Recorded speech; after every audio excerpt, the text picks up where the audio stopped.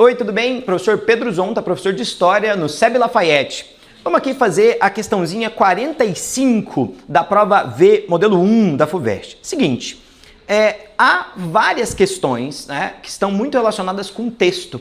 Essa é mais uma dessas questõezinhas.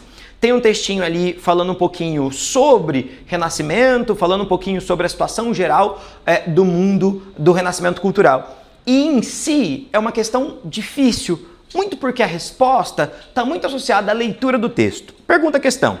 Elaborado em 1486, na região da atual Itália, o texto do humanista Pico della Mirandola apresenta algumas características do movimento renascentista, dentre as quais. E há uma lista de possíveis características do Renascimento. Mas o problema aqui é que a gente tem que olhar para o texto para a gente conseguir responder ela, tudo bem? Ele vai dizer o seguinte, começa com a ética protestante e o espírito do capitalismo. Essa não faz sentido. A ética protestante e o espírito do capitalismo tem a ver com reforma religiosa, não está associado ao Renascimento. Essa provavelmente seria uma das primeiras que o aluno riscaria. A B diz, a perspectiva da evolução e do etnocentrismo. Não é uma questão que está no texto falando sobre a comparação com as Américas, não é uma questão que está preocupada com uma ideia de descobrimento, mesmo que descobrimento seja um assunto que volta e meia apareça no Renascimento. O autor não traz nada disso para a gente. A C diz para a gente a imortalidade do ser humano como pilar da construção da vida terrena. Veja, talvez o aluno pensasse um pouquinho nas questões de antropocentrismo, talvez pensasse um pouquinho em como que o ser humano é importante no momento do Renascimento, e talvez fizesse certo sentido, mas o texto não nos dá suporte para marcar essa como alternativa correta. Pensando em antropocentrismo, tem uma questão que fala diretamente de antropocentrismo, a alternativa. A D diz pra gente, o antropocentrismo pela ausência da referência divina, e aqui a necessidade da gente voltar ao texto. Toda vez que a gente estuda Renascimento, Renascimento é muito marcado pelos contrastes. É o início do afastamento em relação às questões da igreja, é o momento em que de fato se questiona um pouquinho a figura divina, só que o texto vai ressaltar muito a relação que existe entre a divindade e o ser humano. E aí sobra pra gente só uma alternativa possível, que seria a alternativa E, a autonomia do ser humano como construtor da sua própria trajetória de vida. E aí, se a gente retoma o texto fala sobre livre-arbítrio e possibilita muito responder essa questão. Mais uma vez, bastante a cara da FUVEST desse ano. Nenhuma questão fácil. Todas as questões com várias possibilidades. Você fala assim, tem 2 ou 3 que são bem prováveis. O que demanda é a leitura para você conseguir responder. Uma outra questão, uma questão de história do Brasil. Também da mesma característica que a última. Não é uma questão fácil.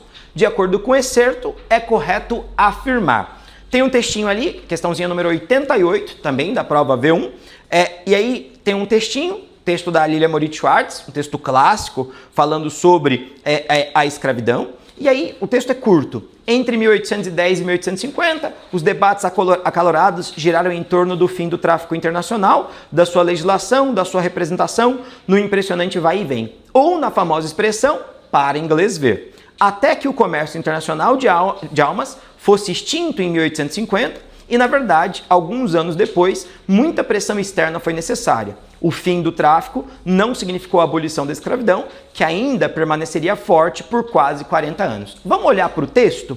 O texto está falando para a gente daquele cenário, que é o cenário do fim da escravidão no Brasil. É um dos temas mais importantes de primeiro reinado, período regencial, segundo reinado.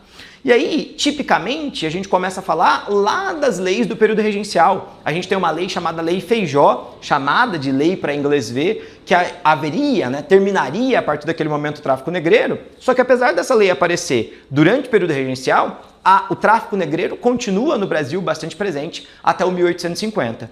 O grande marco de 1850 é a Lei Eusébio de Queiroz. A partir de 1850, a entrada de escravizados no Brasil é bastante reduzida. De 50 até 60, esse fluxo vai ser um fluxo que praticamente desaparece.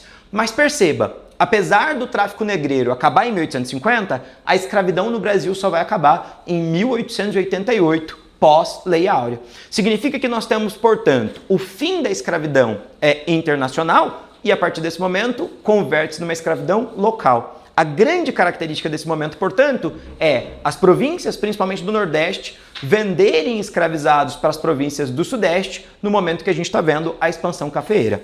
Pensando em todo esse contexto, então é correto afirmar que a alternativa correta, a alternativa D, o fim do tráfico internacional após 1850 favoreceu o tráfico interprovincial. Então, a gente para com esse modelo de entrada de escravizados de fora, o que vai fortalecer o comércio de escravizados internamente. As demais não podem ser, justamente porque elas apresentam características que não estão tão de acordo com o texto. Podemos dizer, o fim do tráfico internacional de escravizados de 1850 implicou a substituição da mão de obra africana pela indígena. Na verdade, muito dessa transição da mão de obra tem a ver com a introdução de mão de obra assalariada, principalmente imigrante pós-1840, não a mão de obra indígena.